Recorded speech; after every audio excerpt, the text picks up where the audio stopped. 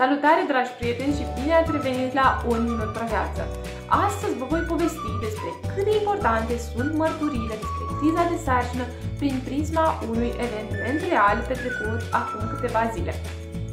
În cadrul Marșului pentru Viață 2020, Adelina Fronea, președintele Asociației Lifeall, care ajută femeile în criză de sarcină, a povestit propria ei mărturie, cum a făcut avort la 19 ani și cât de mult regretă acest lucru.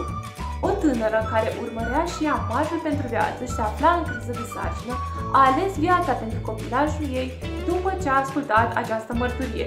Și vă voi citi mesajul pe care l-am primit de la o prietenă de-a ei. Sună așa: Hristos a înviat. O prietenă care a văzut postarea despre Marșul pentru Viață pe Facebook a fost foarte emoționată de mărturia Adelinei. Astăzi m-a anunțat că este însărcinată și că ce a auzit de la ea a făcut-o să se hotărască să păstreze copilul. Îi va fi alături și prietenul ei. M-am gândit să vă spun ce impact pozitiv a avut Marșul pentru Viață. Dragii mei, mărturia Adelinei a salvat o viață.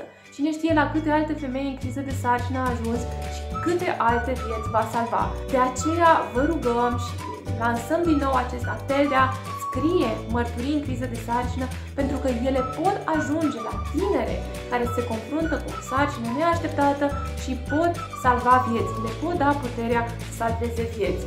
Sper că v-a plăcut acest clip, aștept ideile și sugestiile voastre în comentarii și pe curând!